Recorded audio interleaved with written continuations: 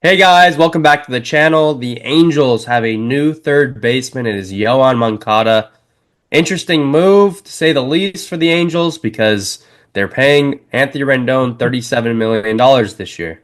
Obviously, Anthony Rendon hasn't played baseball, but they're replacing him with the guy that also hasn't played baseball in the past couple of years. So maybe, just maybe, if you give them both time, they both stay healthy. I think that's maybe what they're searching for here, but overall, Blake, what are your thoughts on Moncada going to the Halos? Yeah, I think it's a low risk, high reward type move. Obviously, it's only for 5 million bucks and it's a 1 year deal. So if it doesn't work out, he gets cut, he gets DFA'd, and you roll with somebody else at third base. I think you hit the nail on the head. I think both Rendon and Moncada are gonna to get some time at third base, but obviously you can't bank on Rendon. You can't just pen him in that lineup every day and be the guy that you pay him to be. It just hasn't happened. It's unfortunate for the Angels. It's just been a contract that hasn't worked out.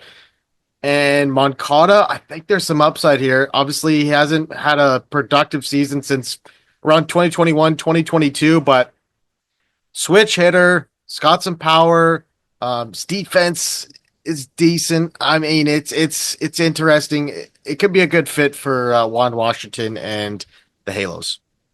Yeah, and one thing I will say about the Angels this year, are they going to compete for a wild card spot right now? No. You know, if the stars align and these young kids take a huge step, maybe they are the Kansas City Royals type team that makes a push forward. But it boils down to Mike Trout staying healthy. But I will say they've gone and gotten some veteran pieces, in my opinion, that's going to help this young core develop. Travis d'Arnaud, Jorge Soler. They brought in Kikuchi to at least give you a veteran arm Yep. um, that is coming off a couple solid seasons. So I think the Travis d'Arnaud move will be big because it's going to get Logan O'Hoppe off his feet. Last 2 years, their backup catcher was Matt Thaiss, who was drafted as a catcher, but Matt Thaiss is not a good defensive catcher by all means at all. Yep. So Yep. it was really a one man show, and Logan O'Hoppe got driven into the ground, and his stats towards the end of the season showed that. You go get Jorge Soler. Last year they missed the big bat with Shohei leaving. At least he's going to be able to hit you 20 plus homers, right? Mm-hmm. Yep. Um, and now you go and get Yoan Moncada, which is insurance for Anthony Rendon, or maybe Anthony Rendon is insurance for Yoan Moncada. But they have Christian Moore coming up, who's a second baseman who's dabbled in third base a little bit.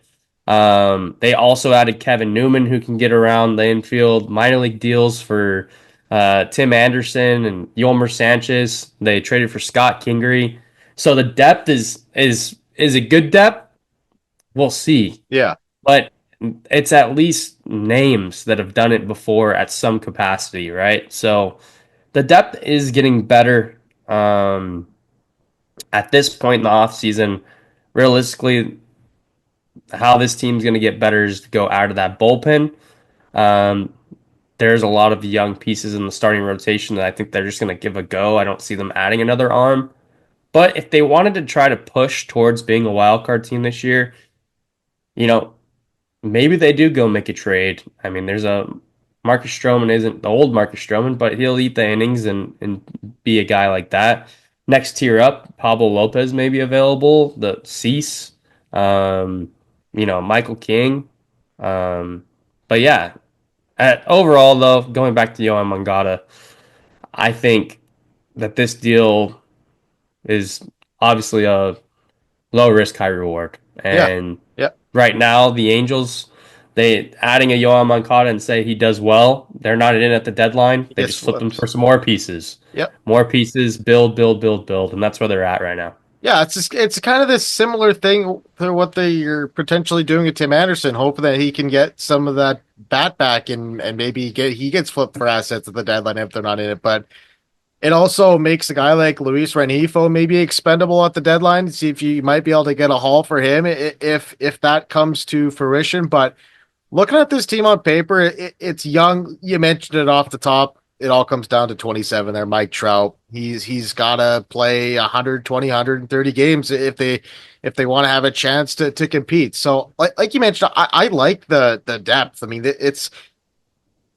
a lot of major league depth. It's not fringe prospects that are knocking at the MLB door level. You got some guys that have been starters on past teams, and I think that could go a long way into building a good culture there, which I think Ron Washington is doing a good job of.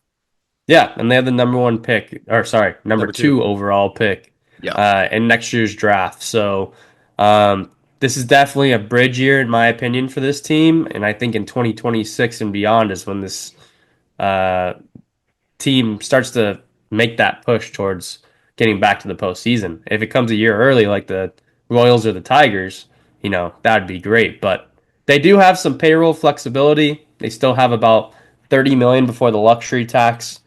Nick Pivetta is still available, and with them having the number two overall pick, um, is giving up a comp pick really a big deal? I don't know. Is it worth Nick Pivetta? I also don't know. So, um, I mean, the rotation is what it is. They could use another arm. I think the trade market would be the one to go get a number two type that could fit into that number one. And this rotation to me doesn't look that bad if they went and did that. It doesn't look great, but it doesn't look like a bottom of the barrel rotation either. And then bullpen wise, there's a lot of guys that had success in 2024 that are young. Hans Kraus, Quijada, Zephyron had a good debut there. Ben Joyce clearly. They'll be adding some bullpen arms. Robert Stevenson should be coming back from TJ, so that's going to bolster the bullpen. They Yep. go add 2, 3 arms, get Jose Suarez and send him to the moon. That the bullpen will look okay. Very well said by you. I got nothing more to add. All right, guys. Well, if you like this video, make sure you hit that like and subscribe. As always, we appreciate you guys for listening and watching, and we'll see you on the next one. Later.